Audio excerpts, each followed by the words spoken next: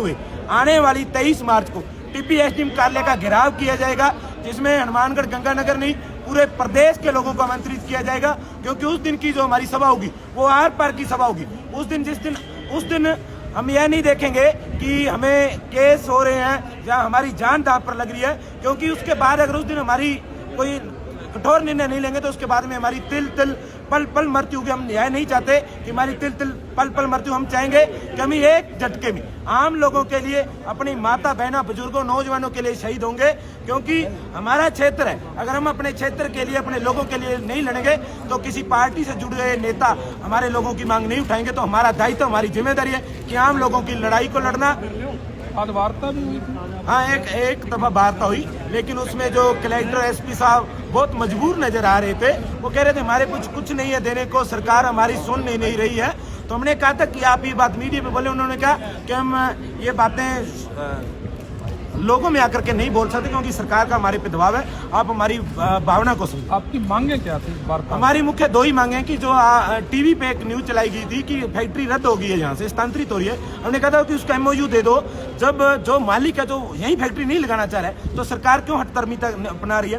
दूसरी मांग यह थी कि जो आम लोगों पर, हमारी माता बहनों नौजवानों पर जो झूठे मुकदमे किए गए उन्हें रद्द किया जाए। लेकिन प्रशासन के लोग कह रहे थे कि अगर आप ट्रेन रोकेंगे, रास्ता रोकेंगे तो आप पे केस होंगे, हमें उसका चिंता है। तो हमने प्रशासन के लोगों ने यह भी कहा कि अगर आपको ज्यादा लोगों की चिंता थी तो आपने 10 दिसंबर को हमारे लोगों पे, हमारी माता बहनों पे लाठीचार्ज क्यों किया, झूठे मुकदमे क्यों किए, तो उसका उनके पास कोई जवाब नहीं। महंगा सिंह जी, 10 तारीख के बाद में आज ये चौथी महापंचायत थी।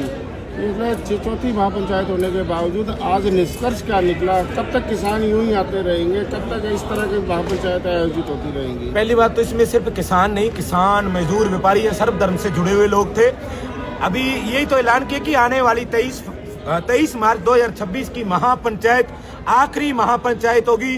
उस दिन आम लोगों की किस्मत का फैसला होगा। जो प्रशासन के लोग बार बार यह समझ रहे हैं कि ये लोग भोले वाले हैं, इन्हें बुद्धू बना देंगे, उस दिन लोग बुद्धू नहीं बनेंगे। उस दिन बिल्कुल फैक्ट्री का यहाँ तो एमओयू रद्द होगा, नहीं तो एसडीएम कार्यालय का घेराव तो हम करेंगे। उसके बाद जयपुर कूच करेंगे। ये कोई चेतावनी नहीं है, ये जो हमारे मन के अंदर जो हमारी भावना है उसको बता रहे हैं। क्योंकि हम कोई राजनीतिक लीडर या राजनीतिक पार्टी से जुड़े हुए लोग नहीं हैं। हम पहले ही जो हमारी आगे की कार्यनीति रहती है उसको उजागर कर देते हैं। 23 को अगर कोई बात नहीं बनती तो जयपुर क्या कार्यक्रम रहेगा? जयपुर सीएम कार्यालय का घेराव।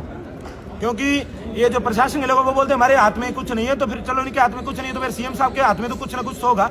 तो उस दिन हम बिल्कुल जयपुर कूच करेंगे। सीएम साहब के जो बंगला है, जो कोठी है भजन लाल जी की, उसका घेराव करेंगे। तो माननीय मुख्यमंत्री जी से कहना चाहते हैं कि जो आपका बंगला है आप उसकी सुरक्षा को देखते, क्योंकि बाद में बोलेंगे कि तो हुड़दंगबाज आ गए। तो हम हुड़दंगबाज नहीं, हम एक किसान, मजदूर, व्यापारी वर्ग से जुड़े हुए लोग हैं। हमारी जो मांगे हैं उन्हें मुख्यमंत्री महोदय आप माने, क्योंकि आप भी मुख्यमंत्री बनने से पहले सड़कों पे घूमते थे। आज इन सरकार ने आपको एक तोते के रूप में वहां बिठाया है, लेकिन वो भी तब तक है जब तक आप इनकी मांगे मानेंगे। अगर लोगों के साथ आपका स्नेह नहीं हुआ, लोगों के आपके प्रति लोगों ने यह नहीं समझा कि मुख्यमंत्री जिम्मेदार है, तो आने वाले समय में मुख्यमंत्री महोदय आपके लिए भी आने वाला समय खतरनाक हो सकता है।